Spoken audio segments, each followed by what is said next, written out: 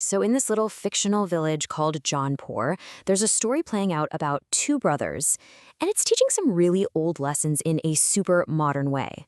Their stories, a series of modern Urdu fables, have totally captivated audiences online. So, let's dig in and figure out why.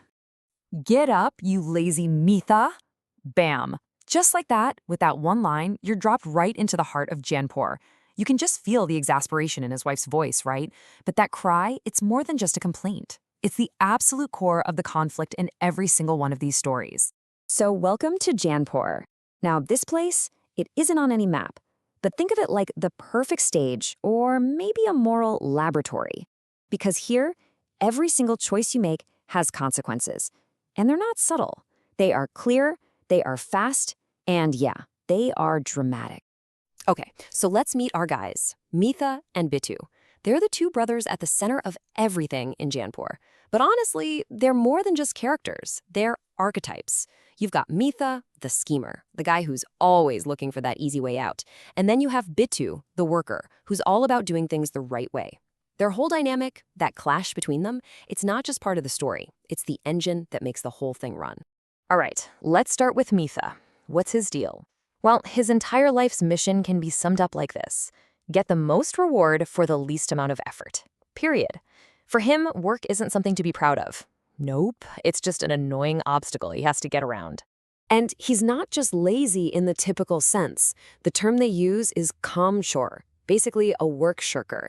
And it's not just a habit, it's a strategy.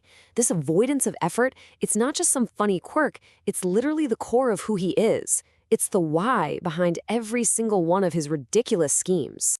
And oh man, his schemes, they are just wild. I mean, who suggests selling their wife's kidneys for some chicken korma? Meetha does. Check. Who feels relieved when his wife gets kidnapped? That's our guy. Check. Trying to make a quick buck off a sick cow or putting a heater tax on villagers who are freezing cold? Yep. Check and check. It's this unbelievable, consistent pattern of just jaw-dropping selfishness. Okay, so that's Meetha.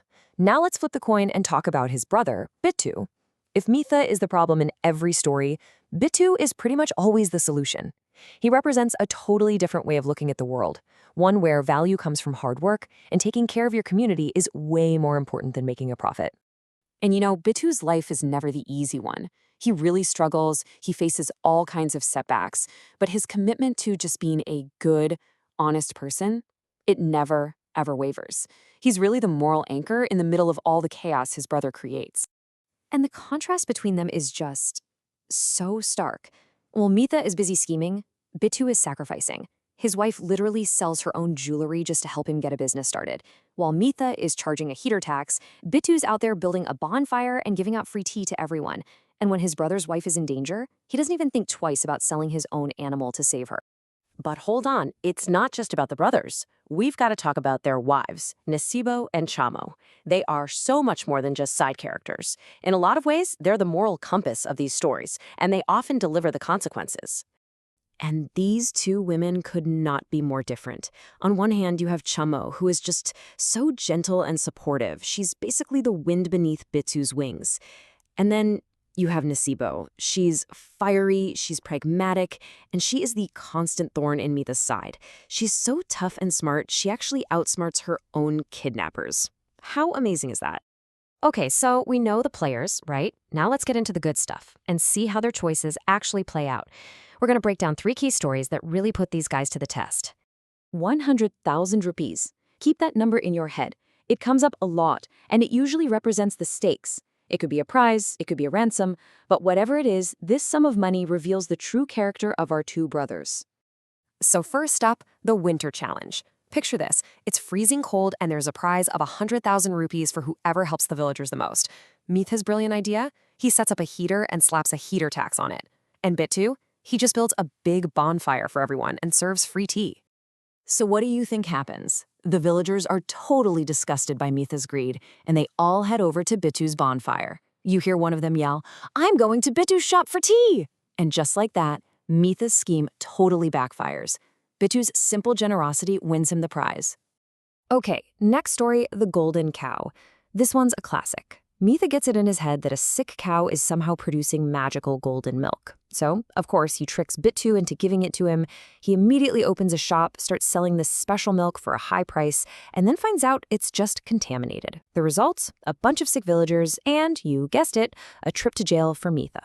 But this next one, the kidnapping of Meetha's wife, Nasibo, this might be the most revealing story of them all. The ransom is 100,000 rupees, and Meetha's response? He's actually relieved. He literally says, "Good, I'm free of that burden." And then he tries to haggle with the kidnappers over the price. Meanwhile, Bittu hears the news and sells his own animal to raise the money, no questions asked. But here's where it gets really good. Remember how tough Nasibo is? Well, she rescues herself, takes down her captors, and grabs the ransom money. And what does she do with it? She goes and buys an animal for Bittu to thank him for his kindness. Meetha ends up with absolutely nothing, and Bittu, once again, gets rewarded for just being a good person. So you're probably seeing a clear pattern here, right?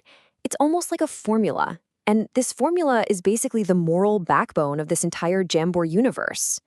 I mean, look at this. It really lays it all out.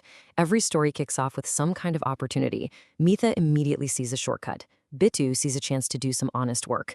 Meetha's action is always driven by greed and selfishness. Bittu's is driven by generosity and effort. And the outcome? Meetha fails, gets punished, loses everything. Bittu succeeds, gets rewarded, and earns respect. It's simple, it's powerful, and it happens over and over again.